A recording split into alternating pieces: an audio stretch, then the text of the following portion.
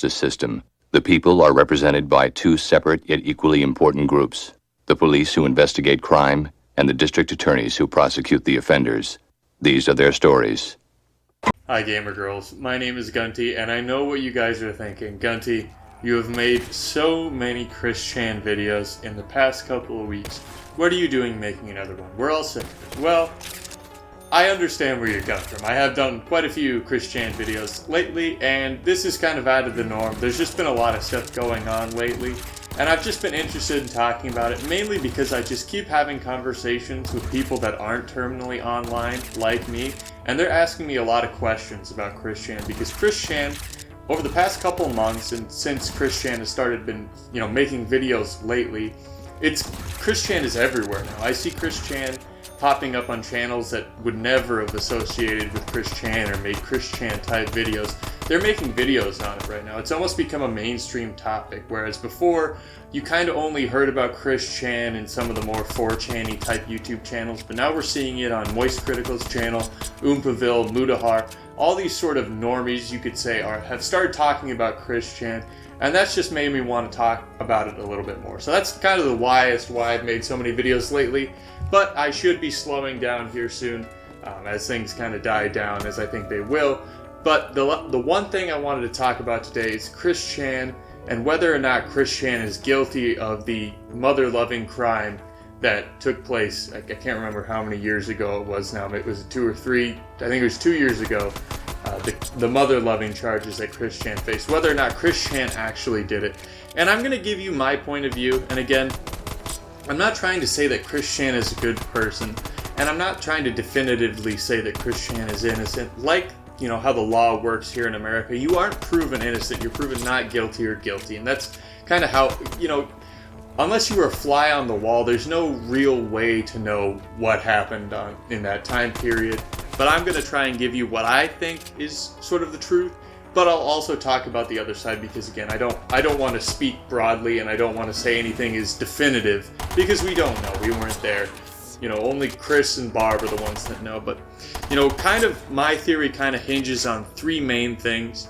The first being is that Chris Chan is a liar and a very unreliable narrator, and a lot of this case for Chris Chan doing what Chris Chan was accused of is Chris's own testimony and sort of confession. And you have to keep in mind that Chris Chan is a liar, and Chris Chan also lies constantly when he thinks, he might have a chance of getting a girl.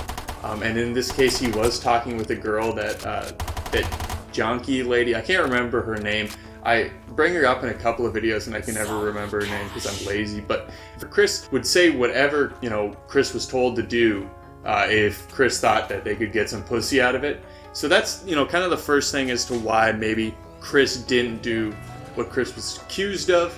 The second thing is, again, that, that evil entity that was talking to Chris and kind of coercing Chris to confess to all this kind of stuff was actively trying to get Chris to kill themselves. That was their main goal, either, get Chris to, kill themselves because Chris, messes up so bad and is taken to the lowest of rock bottom, absolute rock bottom, and given, really no choice but to kill themselves or to send Chris to jail.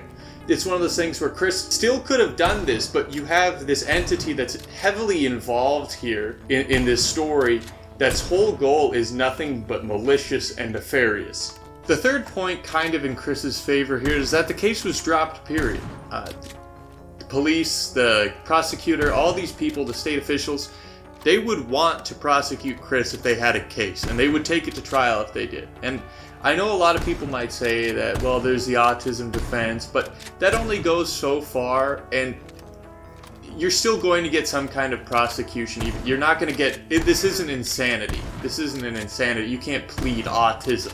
If you committed a crime, you are likely going to face charges for that crime, and we didn't see anything like that happen here. There was no trial that everyone kept waiting for.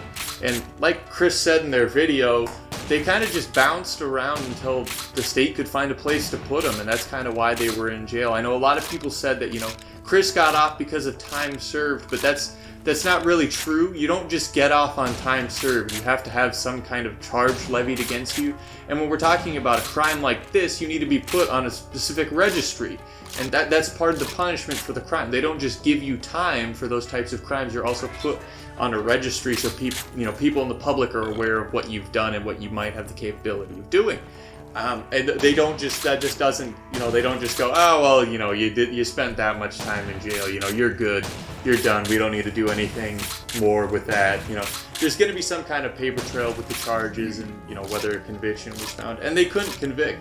And that really stands to kind of be a Chris's benefit, that they, all these people saw, the evidence, didn't think there was enough there to continue, because basically all that was there was likely just Chris's testimony. And I don't necessarily know all the graphic details or how that could imply with some of their testing kits. But again, the government came in, they looked around, tried to see if there was anything they could get Chris on, if any, real crimes had been committed, and they couldn't find anything. Now, here's where my counterpoint comes in, that, Chris could still very well be guilty, is that sex crimes are very hard to prove. A lot of times it ends up being a very he said, she said thing. This is why we get so much, hubbub over false accusations, is because these things are very hard to prove, and when people do false accusations, it makes it harder for people who are real victims to come forward and move on from things. And so that's kind of the one thing standing against Chris here, is that it's very hard to prove these things, and it's very hard to build a case, especially when your victim might have dementia. So that also is, very viable and something we want to keep in mind. But again, I kind of just am leaning towards maybe Chris got caught up in a lie, just because we had such a nefarious actor involved in these accusations, in these, criminal proceedings, that was trying to get Chris to kill themselves, that I think that more than likely that this was, coerced out of Chris to make a public statement to get Chris arrested, and that this likely did happen, but it very well could have happened. Both things could have happened at the same time. I just think one might be more likely than the other, considering, the government got involved to, investigate this and take a look at things and handle it that way. So my question to you guys is, what do you think the truth is? Is Chris Chan innocent or guilty, not guilty? What do you think happened? Was this a miscarriage of justice? Do you think people blew this out of proportion? I know anytime someone famous gets arrested, children on the internet are like, they're guilty, they did it, that's the end of that. But, we have due process for a reason, and our due process found that Chris Chan really, there wasn't a good enough case to try him. So, is Chris Chan guilty, not guilty, or is our judicial system just a failure? Let me know down in the comments, and I'll see you guys in the next one. Bye.